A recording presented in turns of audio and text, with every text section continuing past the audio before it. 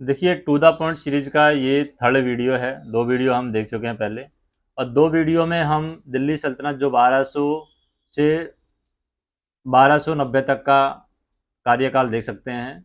उसमें हम इल्तुतमिश, कुतुबुद्दीन ऐबक, रजिया सुल्तान और बलबन के बारे में पढ़ चुके हैं। किस तरीके से कुतुबुद्दीन ऐबक ने प्रथम मुस्लिम राजवंश की स्थापना की थी, उसके बारे में हम पढ़ चुके हैं। इल्तुतमिश ने अपने क्षेत्र का विस्तार किस तरीके से किया था, उसके बारे में हम पढ़ चुके हैं। और रजिया सुल्तान इल्तुतमिश की उत्तराधिकारी कैसे बनी, उसके बारे में हम पढ़ चुके हैं। मंगोलों के उदय के बारे में पढ़ चुके हैं। बलबन सत्ता में किस तरीके से आया था, उसके बारे में पढ़ चुके हैं। मजबूत केंद्रीकृत सेना बलबन के पास थी, बलबन की मृत्यु कैसे हुई। गुलाम वंश की वास्तुकला के कुछ उदाहरण भी हम देख चुके हैं, जैसे 2.5 दिन का झोंपड़ा है, बलबन का मकबरा है, उस तरीके की। दिल्ली सल्तनत की जो प्रशासनिक व्यवस्था है उसका भी हम देख चुके हैं। दिल्ली सल्तनत में कुलीनता का जो महत्व है वो क्या है, उसके बारे में भी हम पढ़ चुके हैं। अभी हम टॉपिक की जो चर्चा करेंगे वो है दिल्ली सल्तनत का सेकंड फेज, जिसको हम खिलजी राजवंश कहते हैं।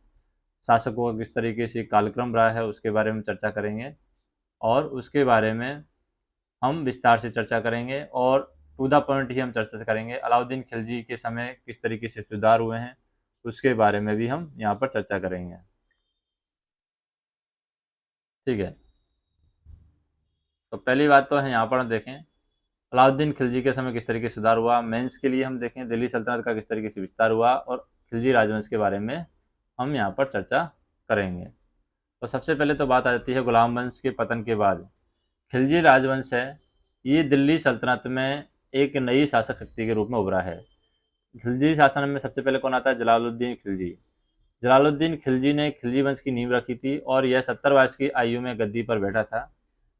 जलालुद्दीन ने केवल 6 वर्ष की अल्प अवधि तक शासन किया, और उसने बलबन द्वारा अपनाए गए कड़े नियमों को ढीला ढीला किया था। यानी बलबन जिस तरीके के नियम लगा के गया था, उन नियमों को ढीलापन इन्होंने किया है जलालुद्दीन खिलजी ने।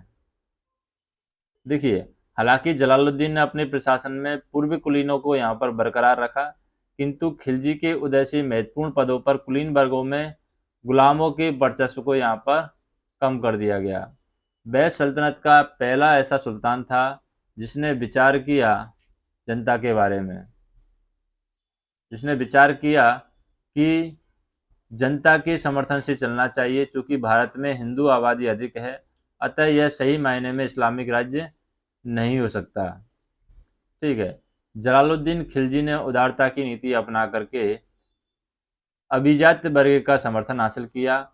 उसने कड़े दंड वाली नीति का त्याग किया, यहाँ तक कि उन्हें भी कड़ा दंड नहीं दिया गया जिन्होंने उनके खिलाफ विद्रोह किया था। उसने न सिर्फ उन्हें क्षमादान दिया, बल्कि उनका विश्वास जीतने के लिए सम्मानित भी किया। हालांकि उनके कई समर्थकों ने उन्हें उसे कमजोर सुल्तान की संज्ञा दे डाली थी। जलालुद्दीन खिलजी की सभी नीतियां अलाउद्दीन खिलजी द्वारा पलट दी गई थी, जिसमें विरोध करने वाले के लिए कठोर दंड का प्रावधान यहाँ पर किया गया। क्योंकि जलालुद्दीन खिलजी के बाद में कौन शासन करता है, अलाउद्दीन खिलजी। और जो नीतियां जलालुद्दीन खिलजी ने अपनाई थी, वो नीतियां अलाउद्दीन खिलजी ने नहीं अपनाई थी। अब उसके बाद में कौन आ जाता है, अलाउद्दीन खिलजी आ जाता है।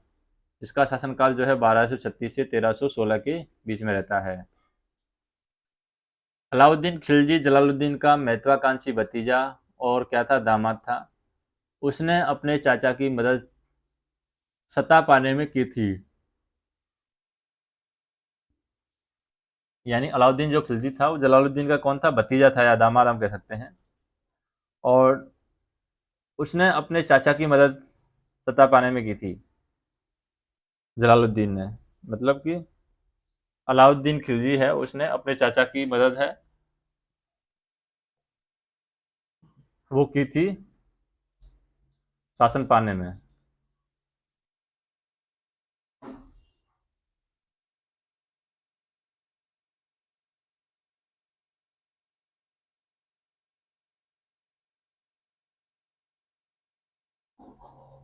ठीक है, जलालुद्दीन के शासनकाल में अलाउद्दीन के दो प्रमुख जीत थी। मतलब जलालुद्दीन के शासनकाल में अलाउद्दीन ने यहाँ पर दो जीत हासिल कर ली थी। दो प्रमुख जीत कौन कौन सी थी जो कि यहाँ पर हासिल की गई थी।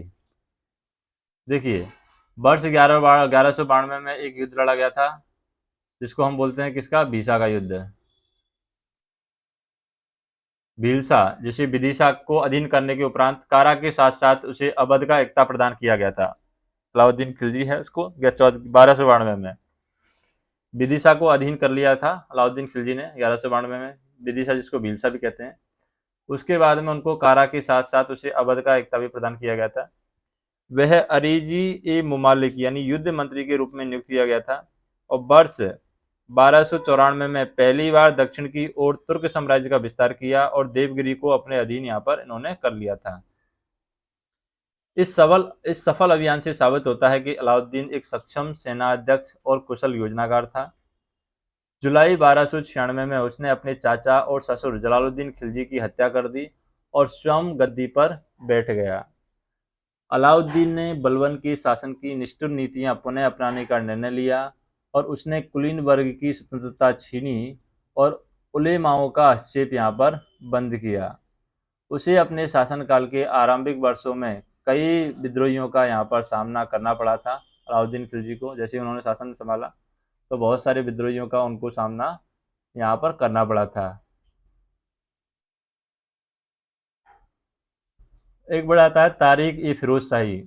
तारिक ए फिरोज शाही के लेखक थे बर्नी। उनके अनुसार अलाउद्दीन ने महसूस किया कि इन विद्रोह के चार प्रमुख कारण है। कौन कौन से विद्रोह जो हो रहे हैं उनके चार प्रमुख कारण है। पहला कारण गुप्तचर व्यवस्था की जो अयोग्यता है उसकी वजह से भी क्या हो रहे हैं, विद्रोह हो रहे हैं।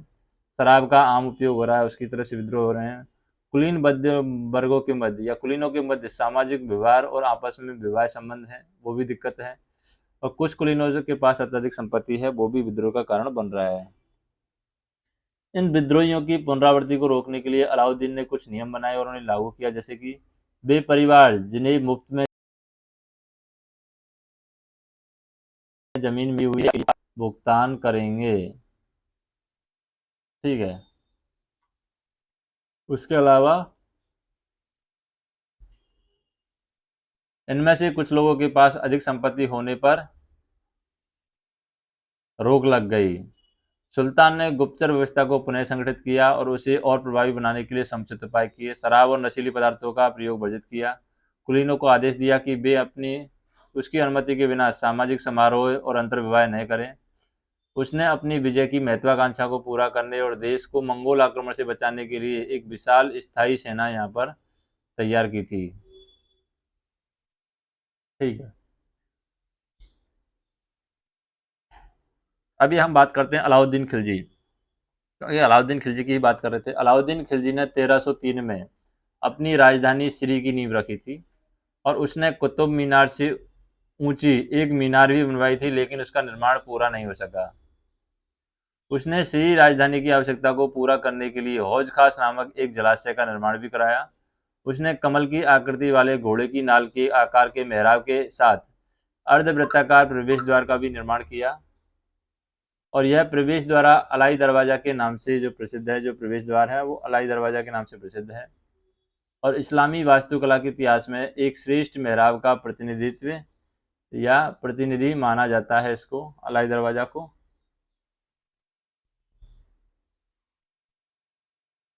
ठीक है। अभी आते हैं नेक्स्ट। खिलजी वंश के दौरान हुए आंतरिक जो सुधार हैं वो किस तरीके से हुए हैं, क्योंकि सुधार तो हुए खिलजी वंश के दौरान, वो आंतरिक सुधार किस तरीके से हुए हैं, उनका क्या इफेक्ट पड़ा है उसके बारे में बात कर लेते हैं। देखिए, जब अलाउद्दीन खिलजी सिंहासन पर बैठा था तब तक दिल्ली सल्तनत की जो स्थिति है वो साम्राज्य के मध्य भाग यानी ऊपरी गंगा घाटी और पूर्वी राजस्थान वाले हिस्सों में अच्छी तरीके से संगठित हो गई थी। इस स्थिति ने सुल्तानों की आंतरिक सुधारों और प्रयोगों की एक श्रृंखला शुरू करने के लिए प्रोत्साहित किया, जिनका उद्देश्य प्रशासन में सुधार करना, सेना को मजबूत करना, भूमि राजस्व प्रशासन की मशीनरी निर्मित करना, कृषि के विस्तार और सुधार और तेजी से विकसित होते शहर में नागरिकों के कल्याण के प्रयास करना। अलाउद्दीन खिलजी की अगर हम बाजार व्यवस्था की बात करें तो बाजार व्यवस्था उनके समय किस तरीके से थी। देखिए, बाजारों को नियंत्रित करने के अलाउद्दीन खिलजी के उपाय वो सबसे ज़्यादा नीतिगत संगत पहलों में से एक है। चूंकि अलाउद्दीन एक बड़ी सेना बनाए रखना चाहता था, इसलिए उसे दैनिक उपयोग की वस्तुओं की कीमत कम और निर्धारित कर दी गई थी। कीमतों को नियंत्रित करने के लिए दिल्ली में अलग अलग वस्तुओं के लिए 3 अलग अलग बाजार यहाँ पर स्थापित थे। वो बाजार कौन थे? अनाज बाजार था जिसको मंडी बोलते हैं, कपड़ा बाजार था जिसको सराय अदल बोलते हैं, और घोड़े, दासों और मवेशियों का बाजार भी यहाँ पर था। अभी हम बात करते हैं नेक्स्ट। कार्यान्वयन सुनिश्चित करने के लिए अलाउद्दीन ने एक अधीक्षक यानी कि साहनाई मंडी नियुक्त किया, जिसका सहायता एक गुप्तचर के जैसे होता था। ठीक है।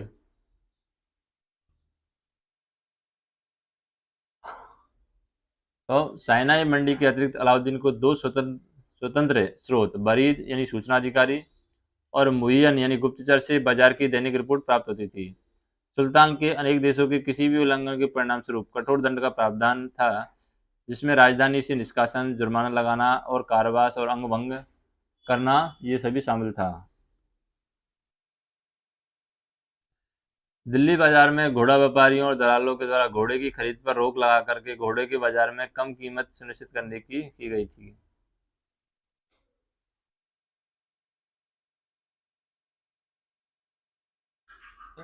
अब देखते हैं किस कृषि सुधार किस तरीके से हुए हैं। बाजार पर नियंत्रण के अतिरिक्त अलाउद्दीन ने भू राजस्व प्रशासन के क्षेत्र में भी महत्वपूर्ण कदम उठाए हैं। वह सल्तनत में पहला सुल्तान था जिसने इस बात पर बल दिया कि दोआब में भू राजस्व का आंकलन कृषि के अंतर्गत भूमि की पैमाइश के आधार पर किया जाएगा। इसका तात्पर्य यह था कि गांव के अमीर और शक्तिशाली लोग जिनके पास अधिक भूमि थी, अपना बोझ गरीबों पर नहीं डाल सकते। अलाउद्दीन चाहता था कि क्षेत्र के जमींदार, जिन्हें खुद और मुकदम कहा जाता है, अन्य लोगों के समान ही कर दें।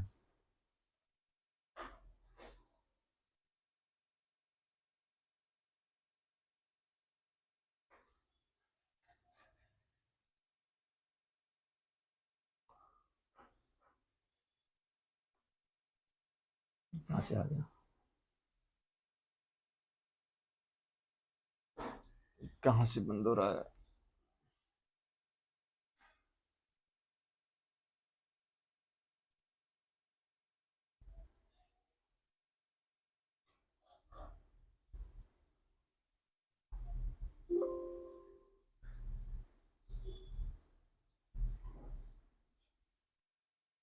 इनका तात्पर्य ये था, अलाउद्दीन खिलजी का, कि गांव के अमीर और शक्तिशाली लोग जिनके पास अधिक भूमि है, उनका बोझ गरीबों पर नहीं डाले।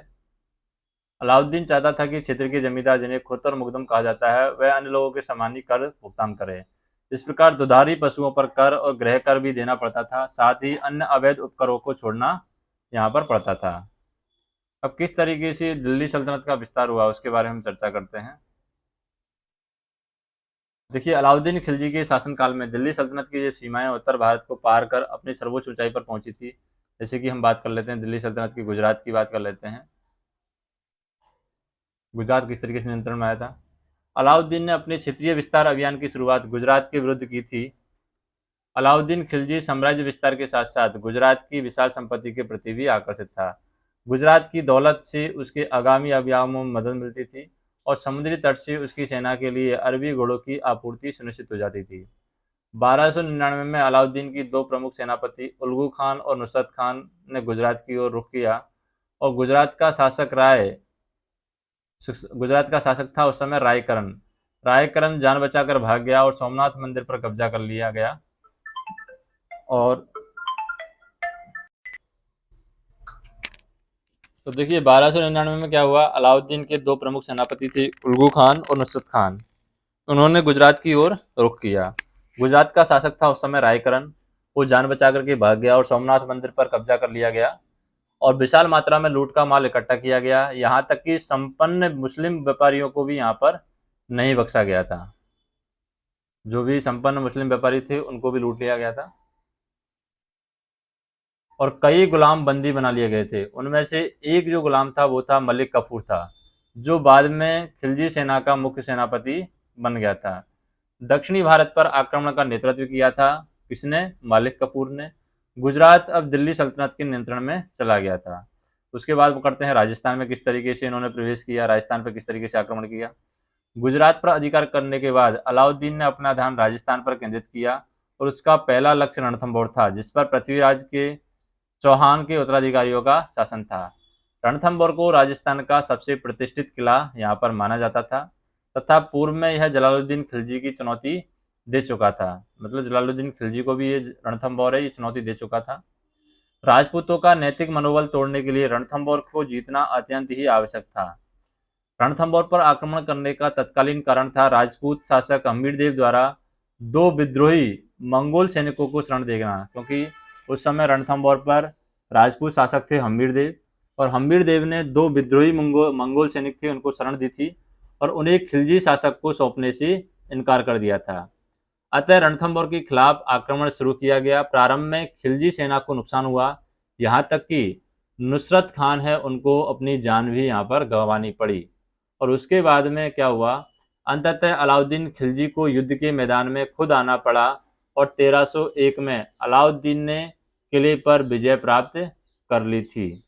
उसके बाद में चित्तौड़ पर आक्रमण किया गया 1303 में। 1303 में अलाउद्दीन ने राजपूतों के एक अन्य चित्तौड़ उसको जीत लिया था। कुछ विद्वानों के अनुसार अलाउद्दीन ने राजा रतन सिंह की सुंदर रानी पद्मावती के प्रति आकर्षित होकर के चित्तौड़ पर आक्रमण किया था। कुछ विद्वान ऐसा भी मानते हैं। हालांकि कुछ इतिहासकार इस कथा को मानने से इनकार करते हैं, क्योंकि उनका उल्लेख मलिक मोहम्मद जायसी के द्वारा 200 वर्ष बाद पद्मावत में पहली बार किया गया था। मतलब पहले कहीं पे भी नहीं किया गया था, 200 वर्षों के बाद में पद्मावत में किया गया था, जो उसका उल्लेख किया गया था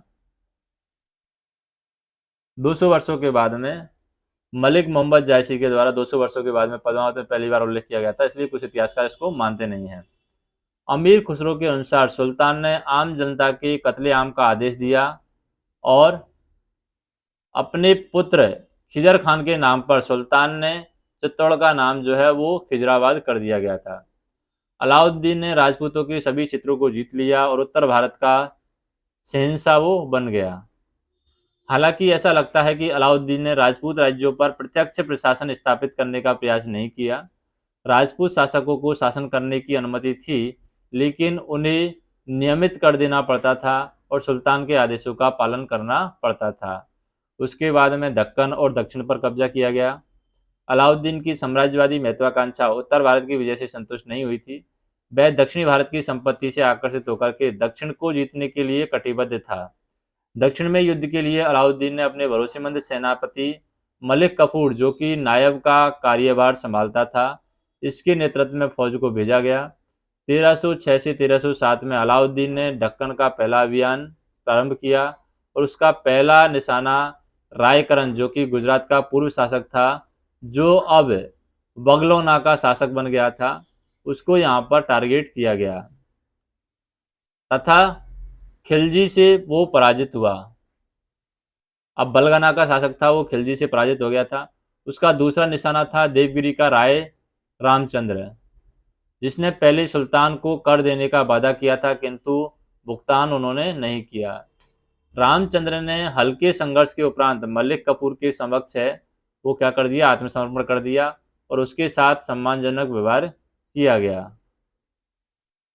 उसके बाद में आते हैं, उसे अलाउद्दीन के दरबार में अतिथि की तरह रखा गया और उन्हें रायन यानी राजाओं के राजा की उपाधि वो उसको दी गई थी, यानी उसको उपाधि भी दी गई थी, रायन कहा गया। रायन मतलब राजाओं के राजा की उपाधि दी गई थी।